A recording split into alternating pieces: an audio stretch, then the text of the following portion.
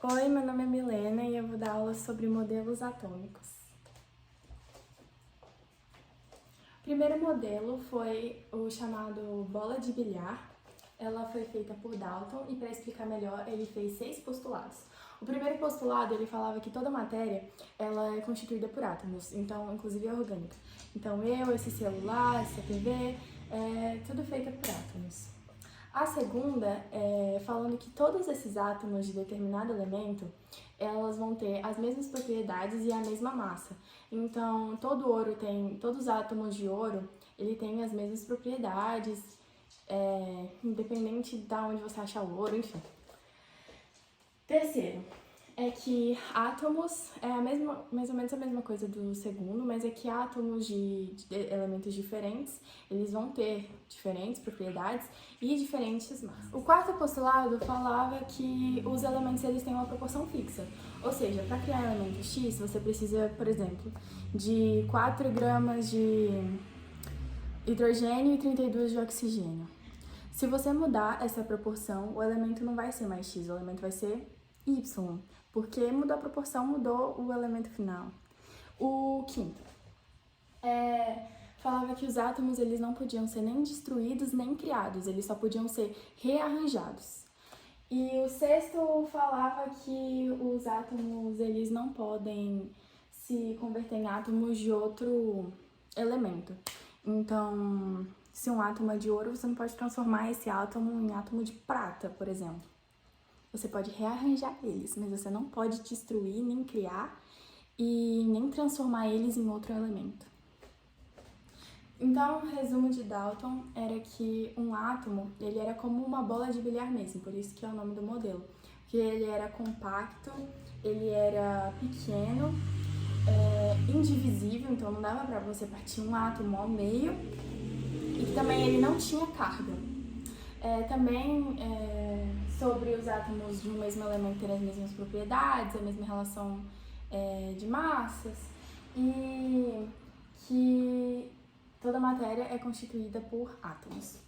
Só que um problema não, tem vários problemas aí. O átomo, na verdade, ele não sabia na época, mas o átomo ele é sim divisível. Um átomo ele não é compacto. E a gente vai descobrir nos próximos. O segundo modelo foi o pudim de passas, por Thomson. Quem era esse cara? Ele se dedicou a estudar os raios catódicos, que eles eram raios que saíam do tubo de Crookes, ou ampola de Crookes. E nessa ampola, basicamente, ela era um aparato de vidro. E aí tinha a parte positiva e a parte negativa, em dois polos positivos e 2 polos negativos. E eles conectavam esses polos por eletricidade. Com eletricidade. Aí, o que acontece? Lá dentro dessa ampola, ela tinha gás rarefeito. Então, numa determinada pressão, quando você ligava essa ampola, aparecia uma iluminação meio fluorescente, meio verde.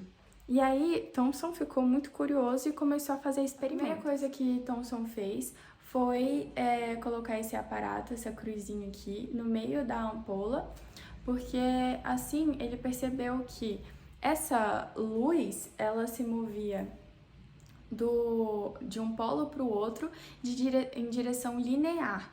Por quê? Porque quando ele colocou esse aparato, fez um reflexo, uma imagem similar no fundo da ampola.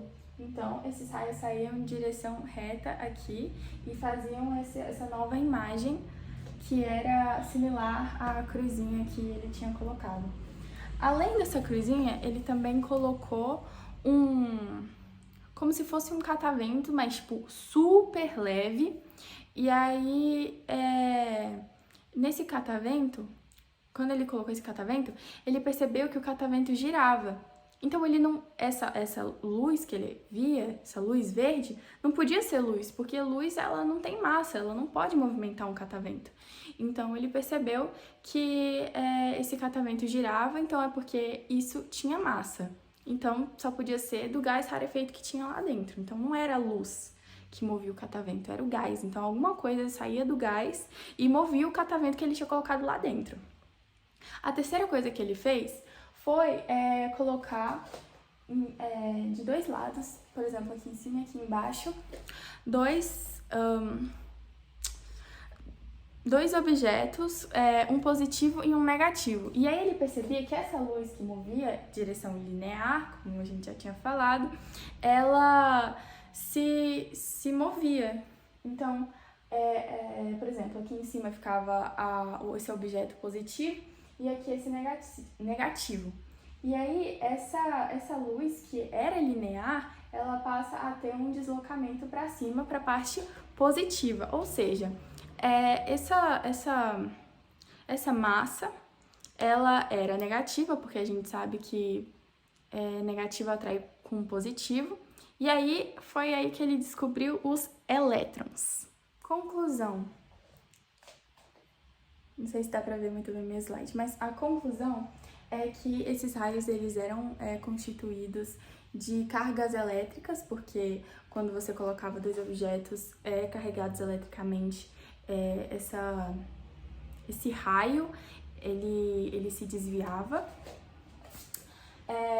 Também falava sobre essa medida do desvio, esse desvio que ele tinha, determinava a relação entre a carga do elétron e a massa, e aí ele descobre os elétrons, que foi super importante. Aí, num resumo, ele fez uma revolução no conceito de átomo.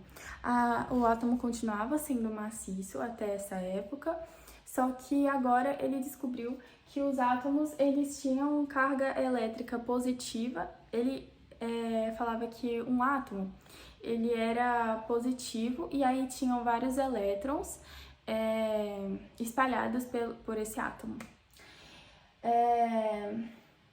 E aí o próprio Thomson ele relacionou o modelo dele com um punho de passas, por isso que é o nome desse modelo.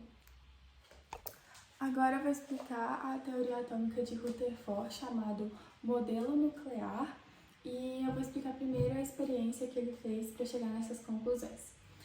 Ele bombeou partículas alfa, que eram muito pesadas, do elemento chamado polônio, por uma lâmina de ouro, dou essa imagem aqui. E aí ao redor tinha essa tela fluorescente que indicava aonde essas partículas estavam chegando. Então ele percebeu que ao fazer esse experimento, a maioria dessas partículas passou... aqui está escrito em observações. A maioria dessas partículas ela passou direto, só que teve algumas que elas foram desviadas e outras que elas bateram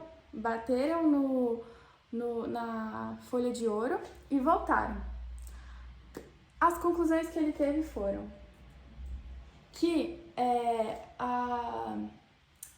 o átomo ele era mais vazio do que cheio, porque a maioria dos raios eles passaram direto. Então ele não poderia passar direto se um átomo ele fosse maciço.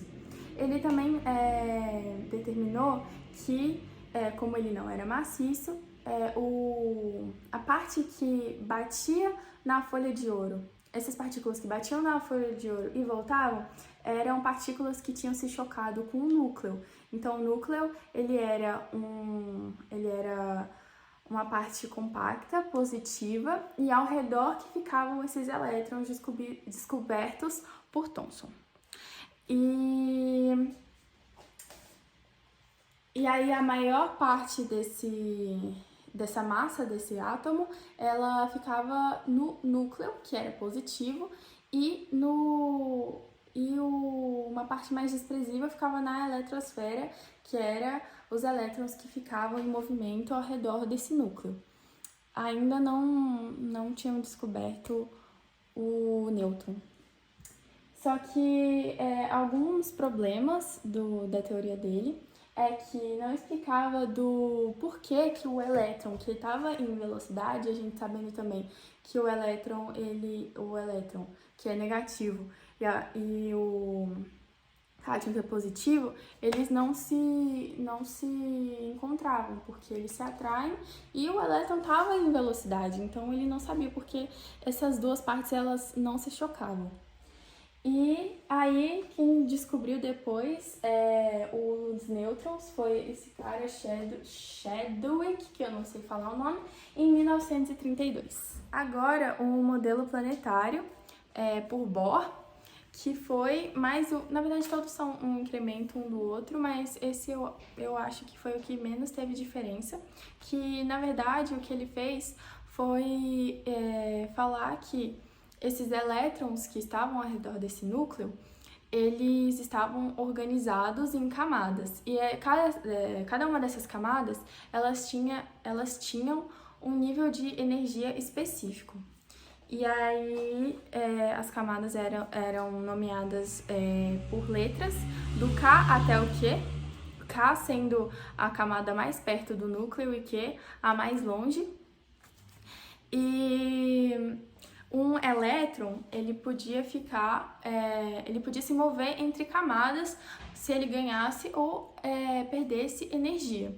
Mas ele nunca poderia ficar no meio entre duas camadas. Então, num resumo, ele determinou essas camadas de elétrons, ele determinou que um elétron ele pode mudar de camada se ele absorve ou perde energia, e que as ligações químicas elas acontecem sempre na última camada de elétron do átomo.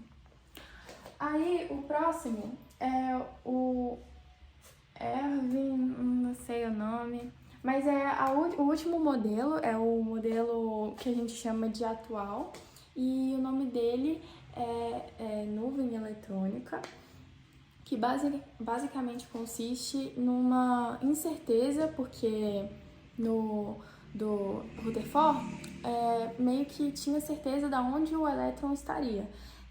Nesse modelo, ainda tem um núcleo positivo, mas essa nuvem eletrônica seria determinando a probabilidade do átomo se encontrar ali. Então, quanto mais densa for essa nuvem eletrônica, maior a probabilidade de ter um átomo lá. Então, aqui tem maior probabilidade de se terem átomos do que aqui, por exemplo, que está menos densa essa nuvem.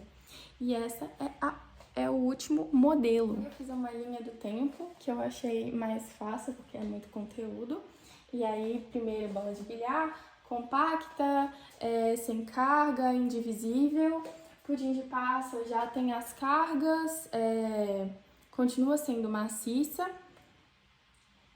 Nuclear de Rutherford, onde a maior parte do átomo são vazios. A maior parte do átomo é vazia e já tem essa diferença do núcleo ser positivo e ao redor ter a eletrosfera negativa. O planetário, que são as camadas de elétrons, e a nuvem eletrônica, que é falando sobre a probabilidade dos elétrons se encontrarem dependendo da densidade dessa nuvem eletrônica. E aí, fechou.